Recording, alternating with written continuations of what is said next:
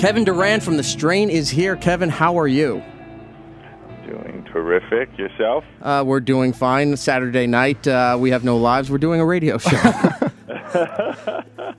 I imagine a man of your status and of interest would be out in the town. Are you in the Los Angeles area right now? I'm in the Los Angeles area. I'm hanging out with a couple of cool dogs.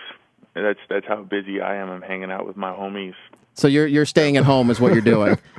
That's right. My 2 German Shepherd rescues. We're hanging out. We're enjoying the day, and that's about as crazy and wild my Hollywood life is.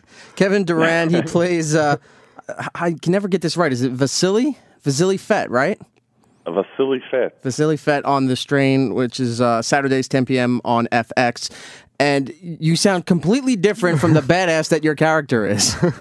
Yeah, no. Every time I watch that show, I'm like, man, I wish I was that guy. Maybe when I grow up, I could be that guy.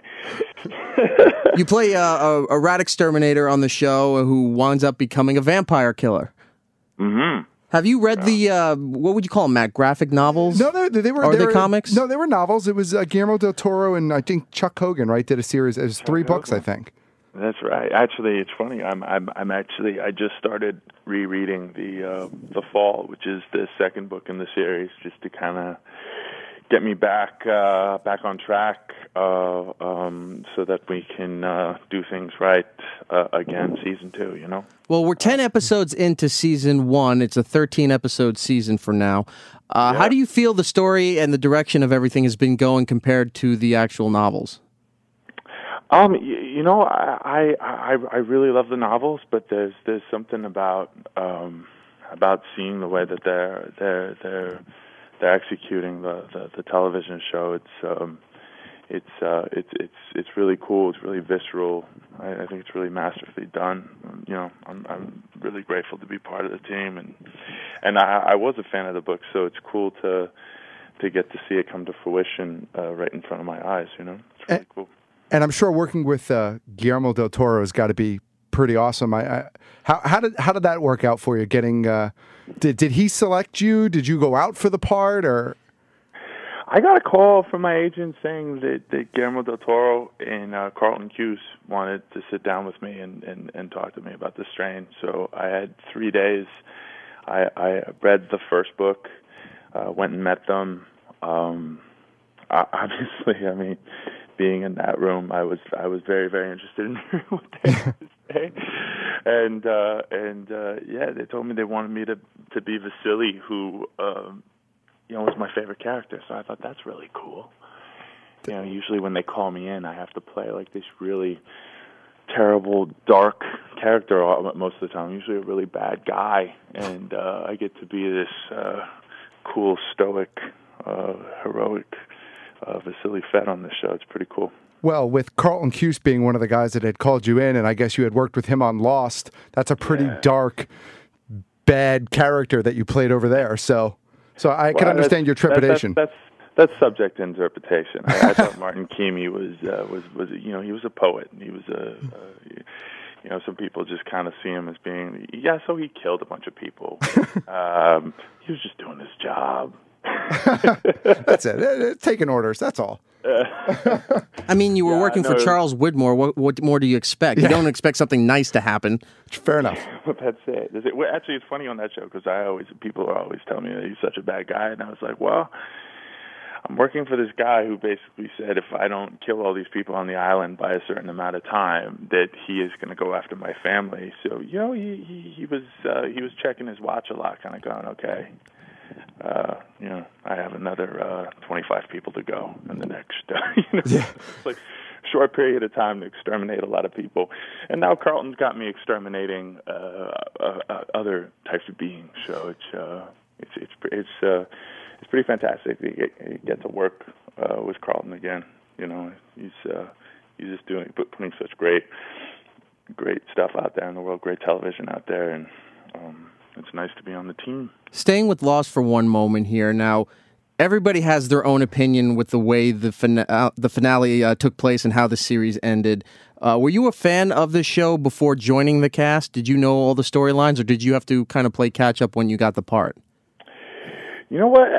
Because of the nature of the character, I had watched the first season, and then I thought, oh, I better catch up. And then the more that I found out about Kimi, I was like, the better for me to stay ignorant of who these people are. And because to Martin Kimi, they were just mounds of meat that he had disposed of. So it was a little easier to do that. So once your role was done on that show and you didn't have to worry about it anymore, what did you think of that finale?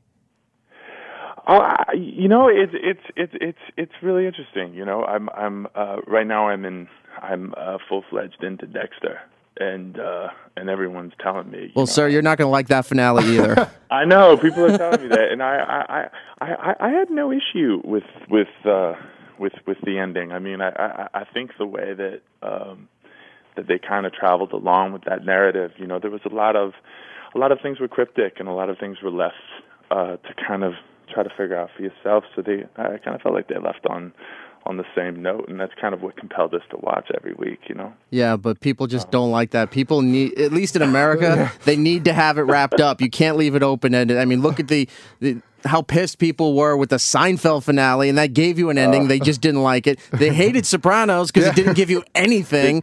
Lost was with that one too. Yeah, Lost was the same thing, and then Dexter gave you an ending that nobody liked. So I know. How do you make anyone happy? You don't. Yeah, you just gotta. It's like anything in life, You just gotta put it out there and hope for the best, and you're just not gonna make everybody happy ever. Well, hopefully the Strain just got picked up for the second season. That's right. Hopefully you're a part of that. Is there anything you can tell us about that? It's just gonna be awesome. Okay. That's about it. I mean, It just basically continues off from where we leave it at the end of the first season, which I can't tell you yet because you still have 3 episodes to go. Yeah. But the madness ensues and deepens, and the anarchy heightens, and it's going to be a hell of a ride. Now, I've never read the novels, so seeing this show. I was excited about it. I've heard of them. I never read them.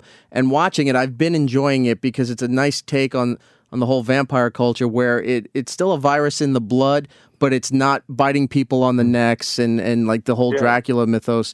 It's just it's a bacteria and these worms that are turning people into, I guess, what you call vampires for the sake of that they're sucking the life force out of people without biting them on the. They shoot something out of their mouth, almost alien-like. It's something different here, and the description is poetic, I must say. It is, and again, I didn't read the books, but I just watched the show, and so people who did read the books, I've been seeing some people saying that they're not enjoying it right now. Is it maybe a matter of that it's moving too slow? I wouldn't know because I didn't read the books, but I've been enjoying it. But people who've read the books are saying it's going a little off course or it's taking too long to deal with the master and I guess whatever happens at the end of season 1. Well, the thing that's kind of interesting about people being upset that it's not staying 100% faithful to the books is that Guillermo went out and pitched this before he wrote the books. And I believe Fox was interested, but they told him that they wanted him to turn it into a comedy.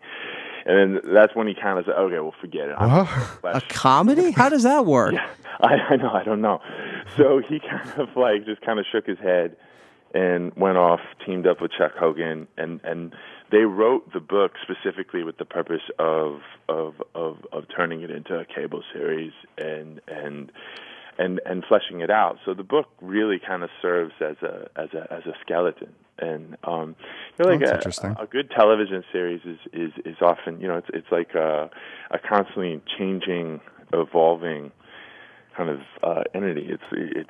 It's whatever seems to be working, like characters, relationships, or whatever. They tend to focus on things that are really working. So that's why often when television shows or films stray from the books, it's just because they're fleshing it out. You know, you got a skeleton, now we're putting on the meat.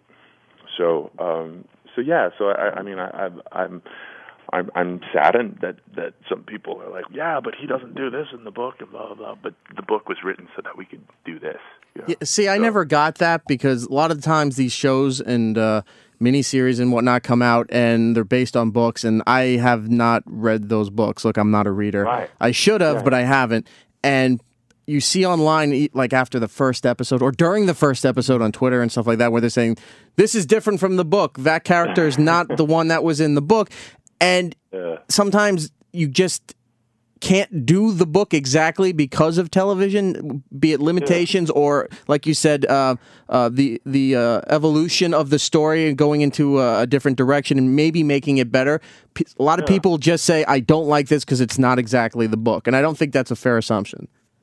Well, I mean, you know, it's free world. You know, think what you want to think. I mean, we're really happy with what's transpiring, what's happening, and a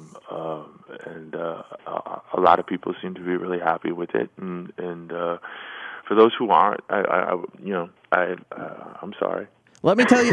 Well, let me tell you about a show that is sticking by the book, and no one seems to be liking anymore. The Leftovers. See, I told on you. HBO. Oh, really? Yeah. I told you not to watch the show. I never read the book. I was watching the show and I was enjoying it. And a lot of people who read the book, actually who did enjoy the book, are not liking the show either. It's sad. I thought I had high hopes for it, and I'm not trying to promote another show while promoting this show.